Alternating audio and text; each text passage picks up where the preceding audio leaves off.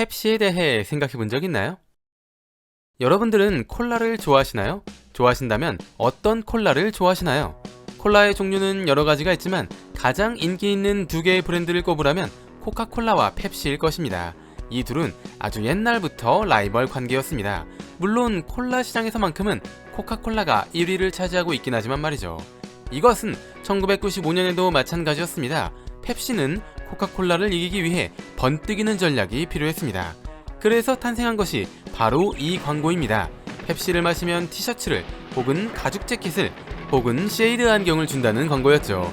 이 상품을 추첨을 통해 주는 것이 아니라 펩시를 마시면 포인트가 쌓여 그 포인트로 바꿀 수 있었습니다. 펩시의 판매량을 높이기 위한 특별 이벤트였던 것입니다.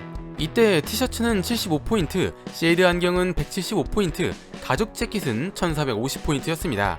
355ml 펩시 하나가 1포인트였는데 한 박스, 즉 24개를 한 번에 살 경우 10포인트가 들어있었다고 합니다.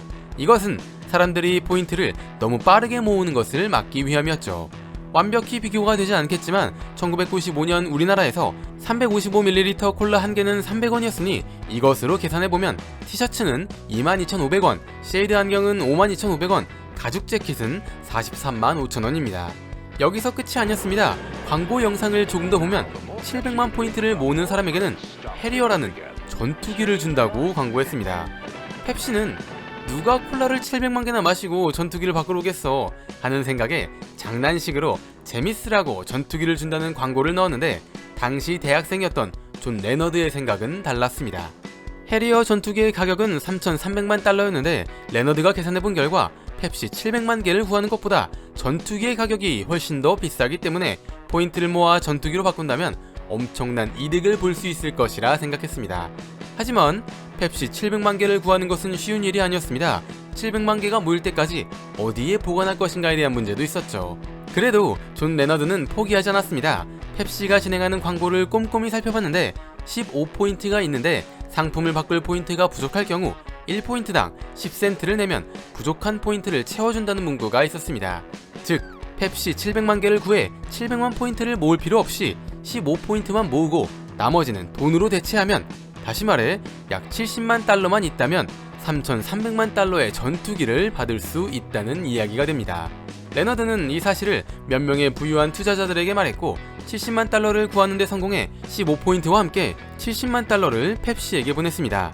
펩시는 이 돈을 다시 레너드에게 전달했습니다. 그리고 전투기도 보내주지 않았죠. 전투기는 그저 장난이었다고 말할 뿐이었습니다. 화가 난 레너드는 펩시를 고소했습니다. 이것으로 펩시와 레너드의 전투기 소유에 대한 법정 싸움이 시작된 것입니다. 재판은 1996년부터 시작해 1999년까지 이어졌는데 법원은 최종 판결에서 펩시의 손을 들어줬습니다. 광고 영상에는 전투기를 준다고 말하긴 했지만 펩시가 만든 카탈로그에는 전투기가 없기도 하고, 영상을 보면 학생이 학교에 갈 때 버스를 타는 것보다 전투기를 타는 것이 더 낫다 라고 말하는데 이것이 너무 비현실적이라 상식적인 사람이라면 전투기를 받을 수 없다는 것을 알고 있을 것이라는 이유 때문이었죠. 결국 레너드는 전투기를 받지 못하고 재판이 끝나버렸습니다. 그런데 사실 이 재판은 조금 석연치 않은 부분이 있습니다. 재판이 진행되는 도중 뉴욕에 있는 법원으로 옮겨졌는데 펩시의 본사는 뉴욕에 위치해 있습니다. 그리고 재판은 친기업 성향의 판사가 담당했다고 합니다. 펩시는 재판이 진행되는 동안 전투기를 준다는 광고 영상을 여전히 내보냈는데 전투기를 교환하는 데 필요한 포인트를 700만에서 7억으로 올려버렸습니다. 펩시와 레너드의 법정 싸움은 미국에서 굉장히 유명해졌으며 미국 로스쿨에서 활발히 토론되는 주제라고 하는데 대부분 레너드의 손을 들어준다고 합니다. 여러분들의 생각은 어떤가요? 펩시는 전투기를 줬어야 할까요? 아니면 주지 않아도 됐을까요? 이 내용을 담은 다큐멘터리가 2022년 넷플릭스에서 공개되기도 했습니다. 뇌를 채워줄 은덩어리 지식들, 오늘의 은잡지 영상은 여기까지입니다. 시청해주셔서 감사합니다.